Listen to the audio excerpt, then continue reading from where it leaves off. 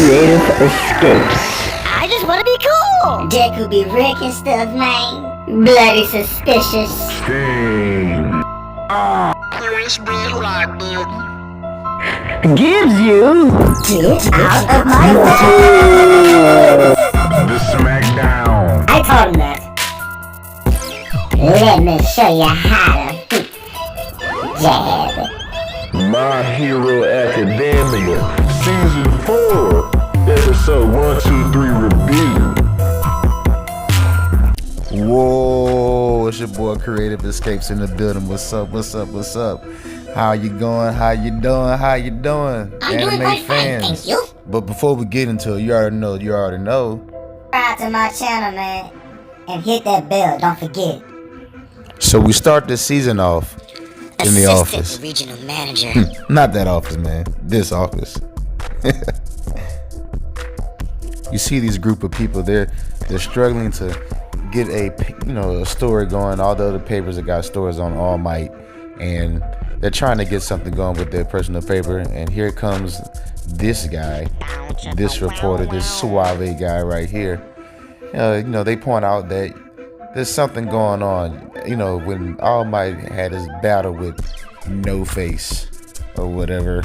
At the end of that, he pointing to Deku, of course, we all know, but he, as a reporter, noticed something awkward about Well, that. I say, that's quite suspicious indeed. Very. After convincing his colleagues about his suspicions about somebody from the school, in specific, Class 1A. Why is that? Well, obviously everything around this whole setting of the hero world has been surrounded by Class 1A. This is the best school. A lot of things have happened to this class since the start of the show. So clearly, and also All Might being there, common sense would say something's going on with this class. And he may have been talking to somebody in this particular class. Now, from this point on in the episode, it's a pretty basic episode. We get to see all the characters again, this and that and the other. And, the teacher, he comes in, the instructor, excuse me. He comes in and tells the kids that there's a reporter coming to, check him out and do a, special on whatever, just some BS, he made up. We all know. We know why he's there, investigating reporter. Cheerios. Like I said, go check out, hit that like button first. Thank you. But yeah, go check out the episode. It's pretty basic. But the only thing I wanted to point out in particular is that when the instructor saw the reporter in the classroom talking to the students, he said he didn't sense any ill intent. So that should give you an ease that he's not going to be some type of villain, even though, he's trying to figure out something going on with the class. Like I said, this is a spoiler, so if you did see the episode, you know that he revealed that he figured out it was him. And, he also revealed his very, unique quirk, I guess. We've seen other type of abilities in anime where people will have some type of ability to copy or, have a photo, but just to have a camera lens come out your skin, I guess that's cool. But as the teacher, since he has no ill intent, he's gonna keep the secret, of course, and see what he develops into. Yawn. Not yawn, but anyways, moving right along to the next episode. we see two mysterious characters go into this empty warehouse. Probably somebody's lair. Whose lair? The League of Villains lair, that is. Oh, knockoff Legion of Doom. Anyways. We're introduced to this new character called Overhaul, I believe, or whatever. Anyways, he comes to them telling the leader of the League of Villains currently to join his squad. Apparently he has some type of crime organization. He has some type of plan to take over the world or the city or whatever his goals are. Do you know who you're talking to? Go watch the episode. Things get out of hand, and he showed that he is a formidable opponent. Might be stronger than, we see there's about to exchange blows, but they got stopped, so we don't know who's stronger than who just yet. But he seemed like he's going to be pretty strong and pretty hard to handle for anybody on the show. What's really building about the League of Villains, what's going to make the show even more epic down the line, is that, yes, you know what I'm saying, power for power, they're not as strong as All Might, but a bunch of these guys are coming out of the woodworks all at the same time and end up losing somebody this episode. Didn't expect that, but hey, for the sake of lies, they, you know, called it a truce and part separate ways, and they're gonna have some dealings with each other. Like, you know, they're both, I guess, evil or whatever. So evil, you know, associates with evil.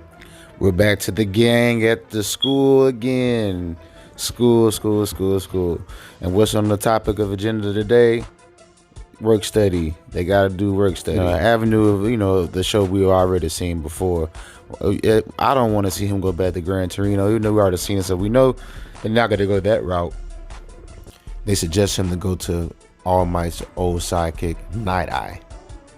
And I find it very interesting out of all the people that is already working for him, because that's what we find out if you choose to watch the episode once again.